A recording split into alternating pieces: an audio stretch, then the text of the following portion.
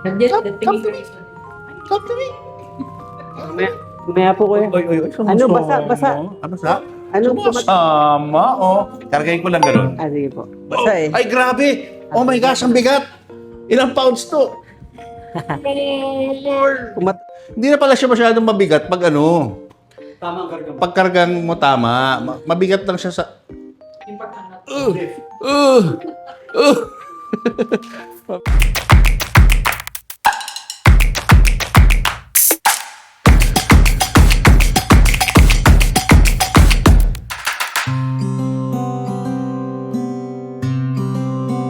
Ngayon, nung nalaman mong buntis ka na nga, anong pakiramdam?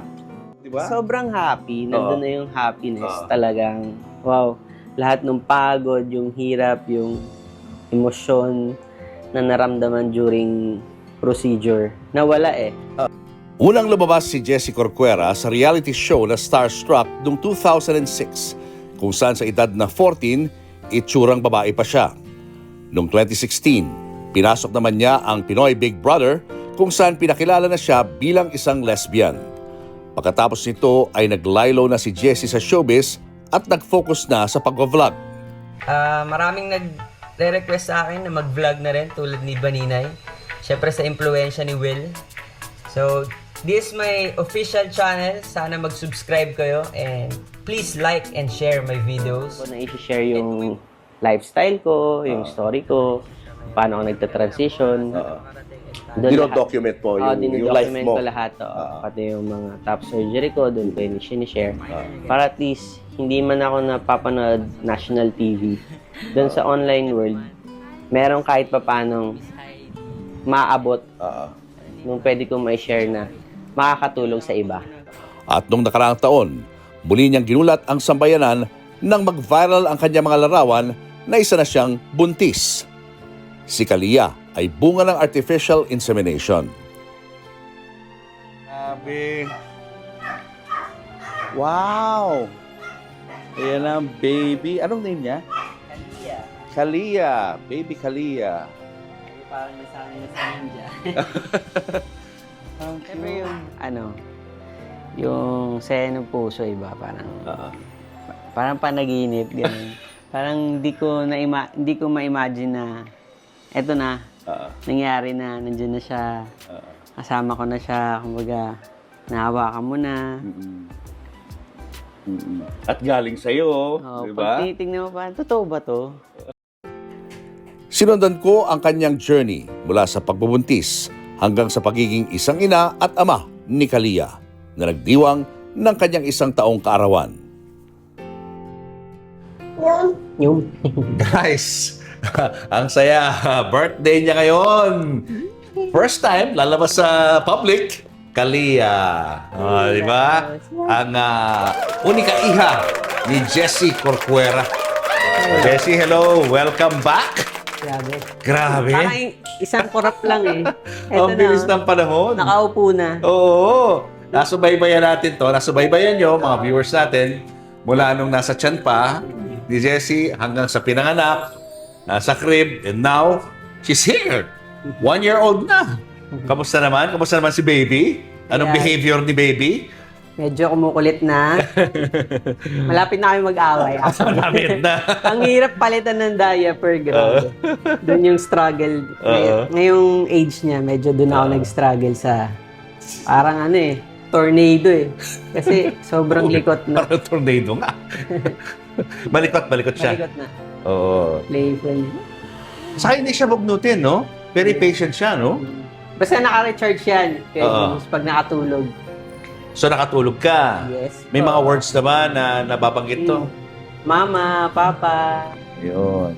Yung neighbor Mama. namin. Sige nga. Say, Mama. Mama. Mama. Mama. Mama. Papa. Hindi niya nakikita.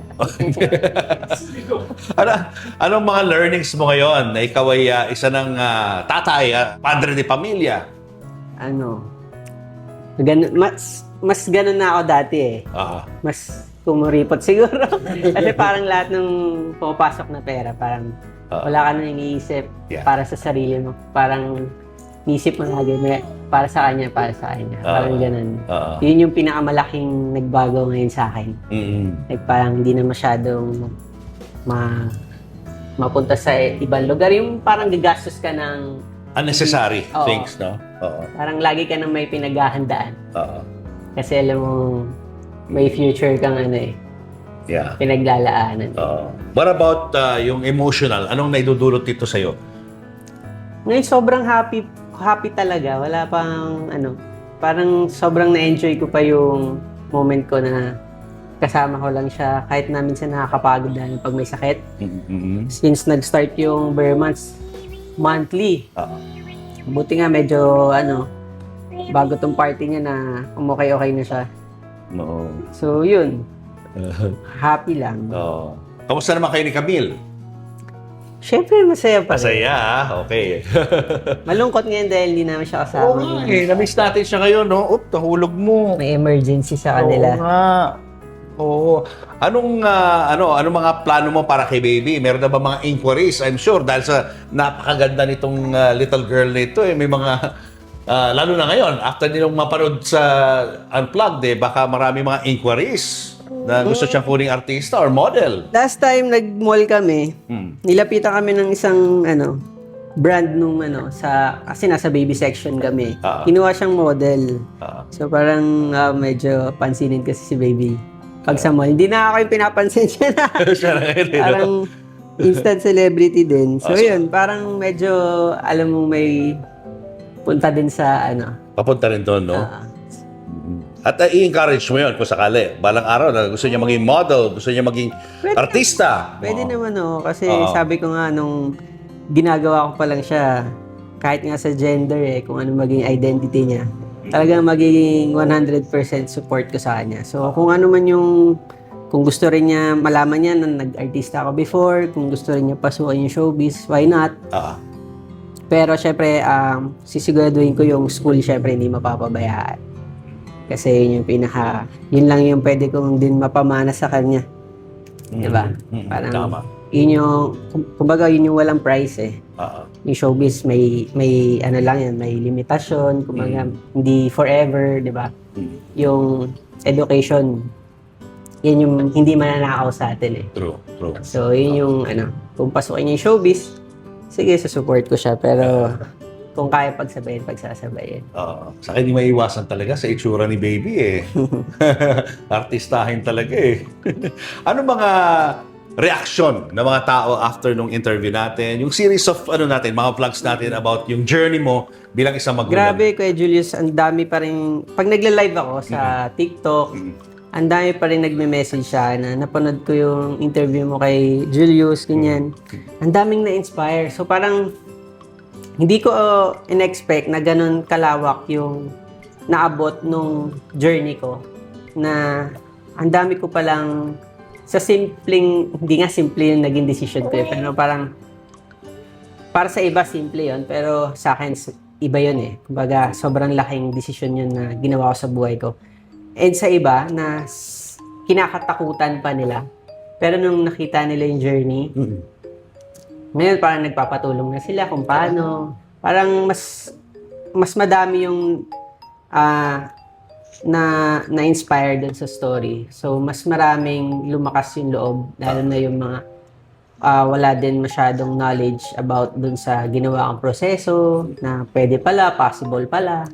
Kasi, syempre, alam mo naman dito sa atin sa Philippines, di ba, medyo hindi masyadong niyayakap yung community Yes. So, lalo na kung yung mga ganitong information, thank you nga sa channel natin, kay Julius, sa ibang platform. Kumbaga, napag-uusapan.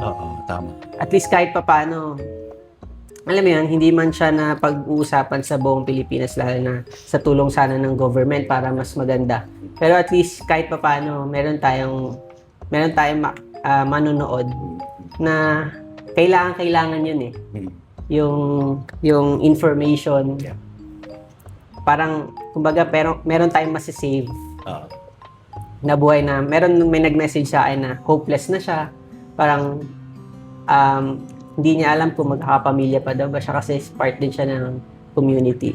So parang gusto na lang daw niya mawala na lang. Oh my gosh. Alam mo yun, parang nung napanood daw niya yung story ko, parang nagkaroon siya ng hope na kaya din niya magkaroon ng sarili niyang pamilya na syempre yung sa kung ano yung proseso na kaya niya lang gawin. So ayun, sobrang nakaka-overwhelm yung mga nare-receive ko na message, yung mga nag-chat pa sa akin, Kuya Julius. As in, parang kung pwede ko nga lang silang ilapit sa sa gumawa sa akin nun. Yun. Parang wala akong regrets, actually. Oo. And wala rin naman nag-bash. Oo. Kasi maganda, siguro dahil maganda rin naman yung naging resulta and maganda rin naman yung hangarin ko din na hindi ko naman yun nilabas para sa fame lang eh. Yes. Gusto ko, nilabas ko yun para makatulong din dun sa community ko na huwag matakot, di ba?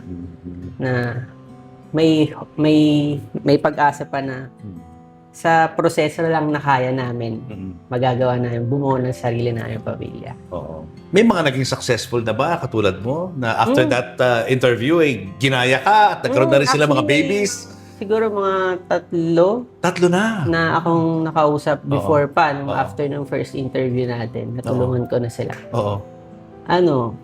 May ilan doon na nag-positive na eh. Oh, nice. So parang, parang di ko din ma-imagine na noong una ako lang nagpaplano, tapos ngayon meron ng iba na dahil sa akin, nagagawa rin nila. Tapos parang hinihintay na lang na mga anak sila. So parang ang saya lang. Oo.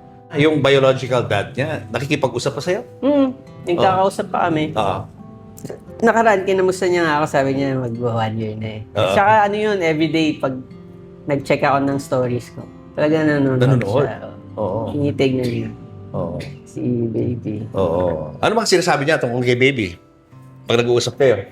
Wala naman, parang happy lang siya kasi healthy daw. Hindi naman masyadong yung parang nanghihimasok. Yes. Oo. Wala namang ganun. More on parang happy lang siya na natupad ko yung pangarap ko sa tulong niya. Ganun. Sobrang bait ng donor ko, Kuya Jude. Pero what made you decide to open it sa kanya? Kasi di ba normally, ganyan isa-shut off mo na yung donor kasi para wala nang communication, wala nang problema in the future, kung meron man, di ba? Actually, first pa lang namin na mag-usap, like yung naghingi ako sa kanya ng favor na kung pwede ko siyang maging donor. Open naman ako sa kanya na sinabi ko na, yun nga, ako yung magdadala, I'm a trans man, ganyan. And tinanong ko rin siya tinanong ko siya kung willing siya ba na in the future, baka hanapin nung baby ko kung sino talaga yung biological father niya. And willing naman siya na magpakilala. Oo. So, basta meron lang din kaming, agreement, syempre yung identity. Syempre hindi pwede sabihin. I-public. So, yun lang naman yung pakiusap niya. It's between the two of you na, no? Pero ang galing din na naisip mo yon kasi tama ka, no? In the future, pag laki niya, magtatanong na yan di ba? At least ready ka to answer yung questions kasi niya. Kasi ako, Julius, broken family kami So, hindi ako lumaki sa father ko eh. Isa yun sa missing piece sa buhay ko na ang hirap din ng walang father figure. So ayokong ipagkait yun sa anak ko. Although ako yung tatay niya ngayon, ako yung tatay yung nanay niya, iba pa rin syempre aalamin niya kung saan siya nagmula, kung paano siya nabuo. Diba? Lalo na ngayon sa generation natin, lahat ng mga nangyayari sa atin, ang bilis na lang, one click, nasa internet na eh. So, yun, parang nire-ready ko lang din yung sarili ko in the future. Paano pa yung mga possible na mangyayari na hindi ko naman din para ipagdamot sa kanya. Ano yung naging effect sa'yo nun, yung pagkawala mo ng father figure? Hindi siya nagkaroon ng effect na masama sa akin. Siyempre parang inintindi ko na rin yung naging story behind dun sa naging problema ng parents ko. Pero, syempre mahirap eh. Lalo na nung mga times na andun ako sa bashing era. Yung, di ba, yung parang questionin mo yung sarili mo, bakit ka naging ganyan. More on lang. Pero, parang mas na-inspire nga ako. Sabi ko, pag bumuo ko ng pamilya, gusto ko nga sana kompleto talaga. So kaya, thankful din ako na yung family ko with Cams. Hindi ko, kahit anong mangyari, hindi ko para, ipagdamot sa kanya na magkaroon siya ng buong pamilya. Yeah. Kasi yun yung wala sa akin. Though hindi naman kulang yung naging resulta ng broken family namin dahil sa mother ko. Pero, dahil napunan naman ni mama yun. Pero syempre, alam mo yun, kay Julius, yung iba pa rin yung pag may tatay ka siguro. Yeah, true. Oo. Hindi ko masabi kasi hindi ko naman na-experience. Kaya nga, ikaw na nagpapa-experience sa kanya, no? Yun nga eh. Ikaw na yung tumatay yung tatay, eh. Na-amaze ako. Minsan, ganito ba yun? Minsan tinatanong ko pa nga yung sarili ko, tama ba yung ginagawa ko? Ganito ba talaga? Pag minsan nako-question ko yung sarili ko, kung tama pa ba yung ginagawa ko. Tinitignan ko na lang yung mga friends ko na machuhin ko, ganyan. Kung tama pa ba yung ginagawa ko. Bihingi ka rin ng advice sa kanila, syempre, di ba? Sa mga friends ko din. Kasi, first time ko to kay Julius. Wala akong, hindi ko to napaghandaan. Kumbaga, unti-unti, dumadating na lang yung, ganito pala yun. Oo. Ganito pala, ganyan. So, ang dami mong learnings everyday. Ang dami mong na-explore kasama siya everyday. Lalo ngayon, parang na-amaze nga ako, isang taon na ako. Isang taon na akong nakasurvive kasama siya. 1 year na. Oo, grabe. Saka ikaw yung kung tutuusin, ikaw yung nanay, ikaw na rin yung tatay. Parang ganun, all in one ka. Parang ganun. Anong nagiging role ni Camille dito sa inyong family? Siyempre, siya yung tumatay yung mama niya. And yun nga, sabi ko, gusto ko buo yung maging, yung buo sa paningin niya yung pamilya. Masabat. Nakaka-distract ka. Ang cute-cute mo eh. Tsaka Sobrang cute mo. emotionally kay Julius, sobrang laki ng, sobrang laking tulong ni Cam sa amin. Totoo. Kasi may mga bagay tsaka may mga ginagawa na hindi ko alam eh. Na si Cams na-experience yun eh. Dahil mother na rin siya ng 3 bata. So marami na siya experience. Minsan nga mas naniniwala pa ako sa kanya kaysa sa pedya niya. Diba pag may sakit, anong gagawin? Ganito, ganyan. So yun, ang laking papel talaga ni Cams. Kabuhay namin dalawa. What about yung mental health mo, yung emotional state mo, before lumabas itong si baby, how would you compare yun? Yung before and now? Pagdating ni Kalia, kasi parang siya yung kumumpleto sa pagkatao ko. Kasi I remember, during our last conversation, na-mention mo na parang unhappy ka. You were so unhappy because parang gusto mo magkaroon ng sarili mo. A daughter or a son that you can call your own. Di ba? Yun ang sabi mo sa akin noon eh. So now that she's here, Hanggang ngayon, Kuya Julius, hindi ko ma-express, parang walang exact word paano ko ma-explain. Minsan nalulungkot ako, siguro part pa rin daw ng postpartum. Medyo may topak, medyo mataas pa yung topak. Medyo madalas parang nagtatalo ni Cams lately. Pero, parang gusto mo ikaw sumagot ng mga tanong ko, ha?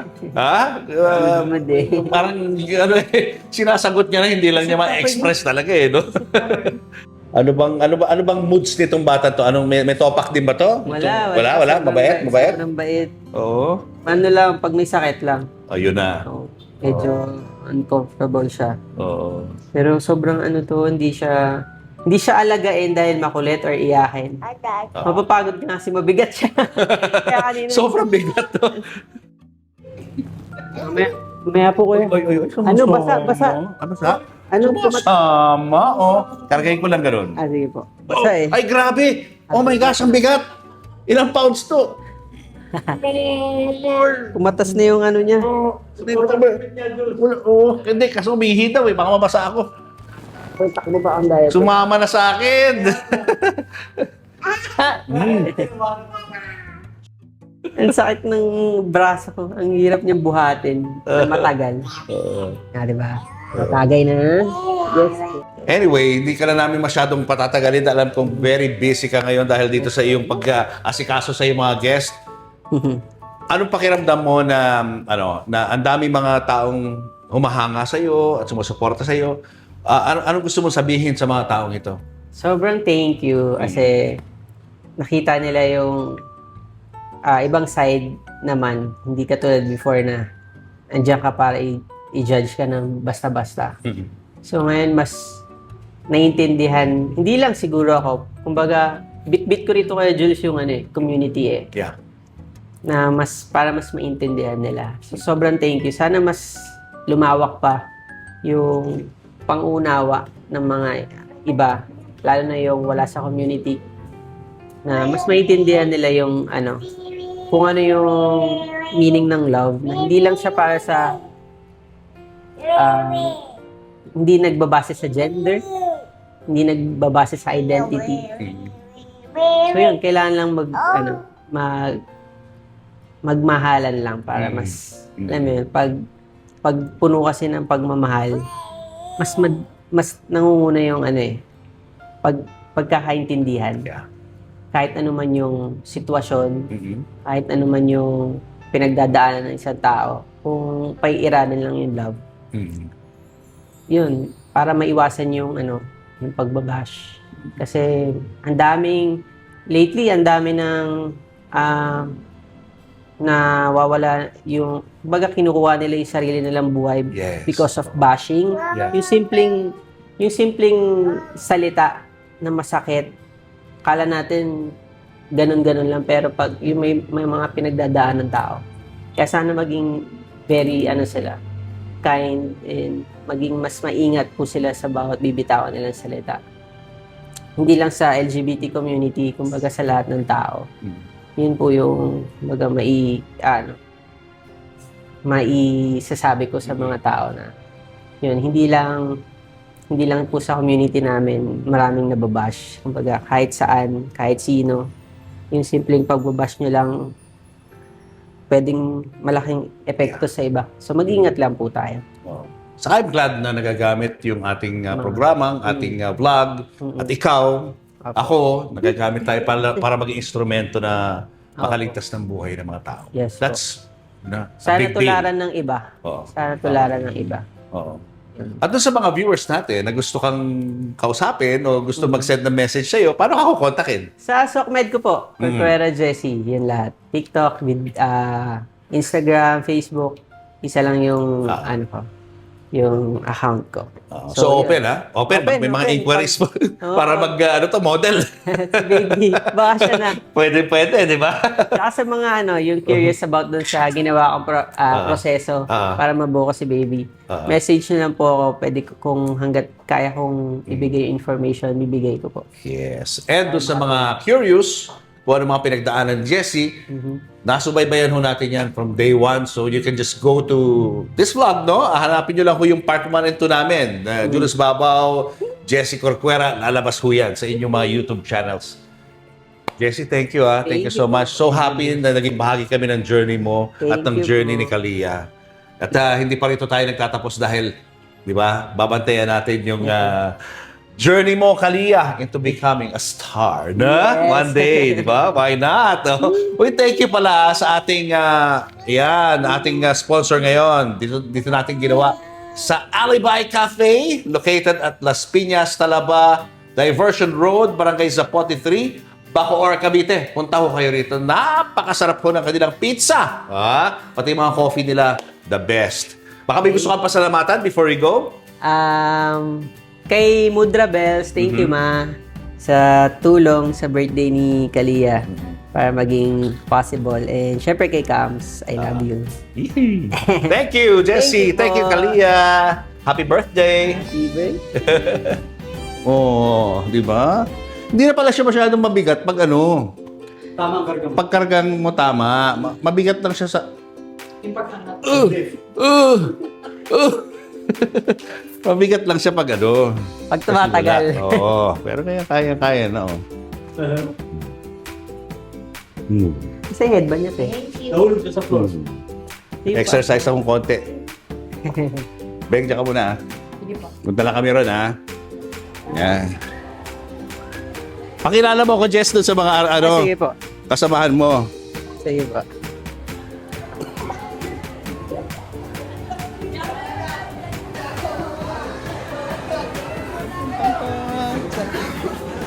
Uy.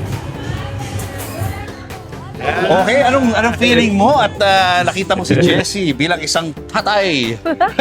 Sobrang nakakatuwa kasi syempre may kasama na siya for life, di ba? At the same time, ang cute-cute ng baby niya. So nakakatuwa talaga. Nung magkasama ba kayo noon, medyo may kutob ka na ano siya? Nagagawin niya LGBT to? siya? LGBT? LGBT, hindi. Hindi pa, nung simula? Nung umpisa, hindi ko talaga in-expect na LGBT siya. Ah. And then, nung reveal lang siya kay kuya, doon lang namin nalaman. Doon nyo lang nalaman. Doon lang. Anong reaksyon nyo nung nalaman nyo yun? Hindi ako makapaniwala kasi akala ko talaga boy siya. Nagulat na lang ako na girl siya. Tapos saka maganda siyang girl. Hindi lang siya basta girl. So sabi ko sa kanya, sabi niya yun daw talaga kasi yung nararamdaman niya mula nung pagkabata niya. So, thankful din siya na meron siyang very supportive parents. Anong naging reaksyon mo nung nabalitaan mo na buntis siya? Nagulat ako. Kasi parang kinuwento niya sa amin dati na yung mama niya, parang isa sa hiling ng mama niya, magkaroon siya ng anak. Pero hindi ko in-expect na siya ang magdadala ng anak niya. Parang kung magkakala siya, inisip ko baka mamaya mag-adapt siya, gano'n. Pero hindi ko in-expect na ganito, na siya talaga. Saka alam ko kasi si Jessie, meron siyang mga parang heart ba na disease. So, parang inisip ko kung kaya niya ba, gano'n. Pero nagulat talaga ako nung, ayan na, nalaman ko sila sa news. Sa news ko pa talaga nalaman na buntis siya. Ayan na, din si Kalia, yung kanyang babe girl. Anong message mo sa kanya? Of course, kay Jessie, congratulations. Dahil ikaw ay isang naging mabuting nanay at tatay. O kay Kalia. At syempre kay Kalia, be a good girl always, ha? And we're always here for both of you. Thank you. Thank you. Nasa showbiz ka pa rin ba hanggang ngayon? Ngayon po hindi, naglo-law school po ako. Law school ka na. Congrats, ha? And good luck. Good luck Thank sa'yo. you. Thank Maging you. future lawyer natin. Thank you. Thank you. Salamat. Luis, kamusta naman yung experience mo with Jessie nung magkasama pa kayo sa PBB? Alam mo ba na biologically babae siya? Funny you ask that, kuya, kasi ako yung naatasan na magpasok sa kanya. So ako yung unang housemate na nakaalam na sa tunay na personality ni Paano mo ni nalaman? Jessie. Kay kuya.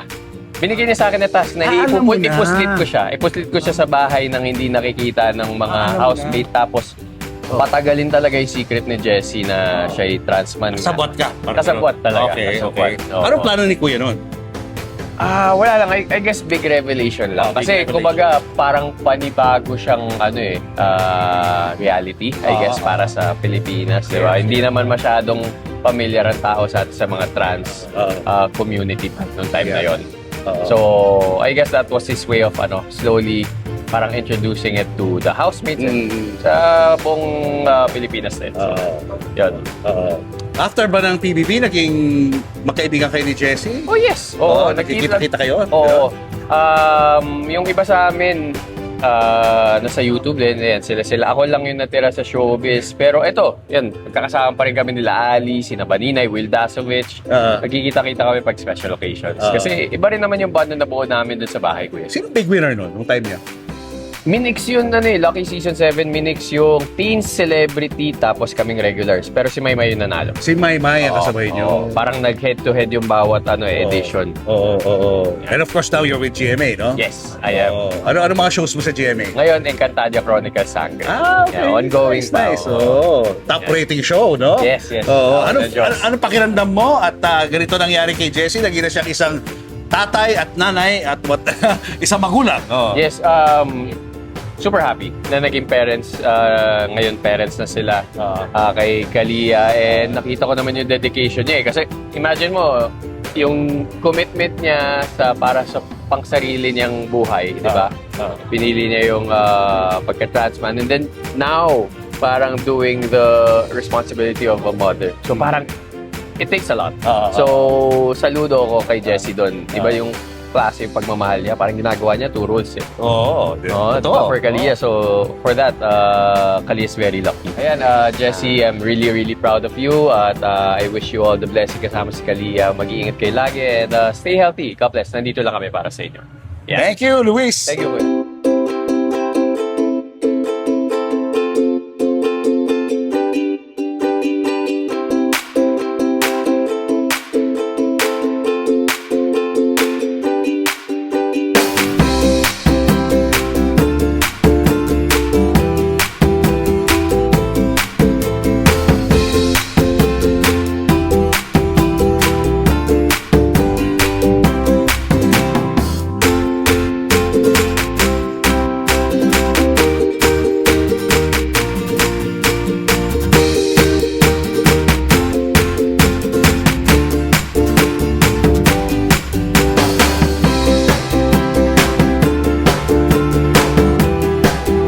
Going back to our wedding, Mamu.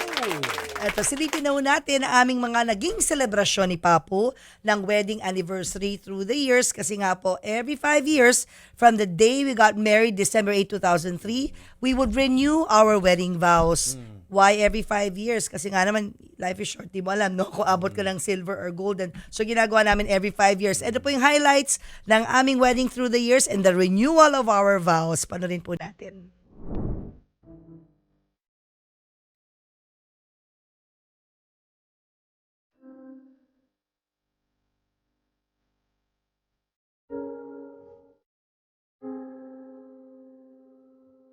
Okay. Di ba? Sana nag-enjoy Saya. kayo doon. Mm.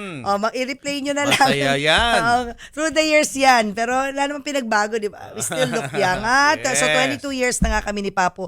Ngayon, marami nagtatanong sa atin, Papu, dahil marami tayong kasabayan noon ng mga celebrities na naghiwalay na. Unfortunately, wag na natin i-mention. Pero tayo nandito pa rin. Kaya sasagutin natin ang mga maiinit na nagbabagang tanong tungkol sa ating kasal na galing sa ating staff. Eto na, mamarites tayo at itutolit sa ating staff. Bakit tayo nagtagal ng 22 years? Ako na muna. Ito ba kasama sa question to? Ito may Nandito bulaklak yung na to. question. May pag-ibig Oo. pa kayong ganito, ha? Siyempre, Papo, sige. kasi ang aking bouquet ay red roses. Tandaan Oo mo, nga. Ecuadorian red roses. Pero ito hindi Ecuadorian. Okay, sino una? Ikaw muna, Mamu. Kasi number 1 to eh. sige. Okay. Paano nyo gustong maalala ang love story nyo ng mga anak nyo and sa magiging apo ninyo sa future? Dahil ako nakabulot ng question, Sige. ikaw unang sumagot.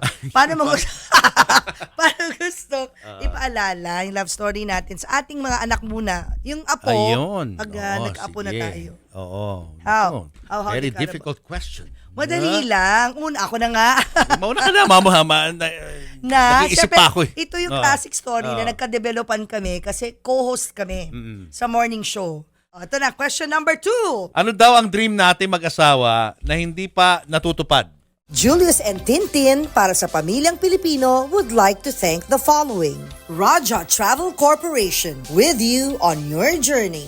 David Salon, whoever you are, whatever you do, David Salon brings out the best in you. Coco Life, believing in the Filipino. Babyco Baby Wipes and Frida Feminine Napkins. Universal Robina Corporation. The Kabalen Group of Restaurants. Ideal Vision. Revlon for my makeup. Goldmine Rice.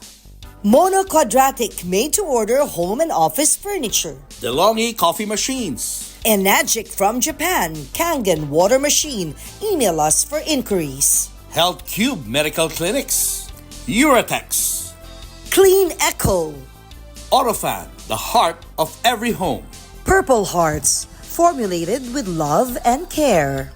Cupid's Cologne, only 150 each. To order, message Cupid Tony on Instagram or email cupidscologne@gmail.com.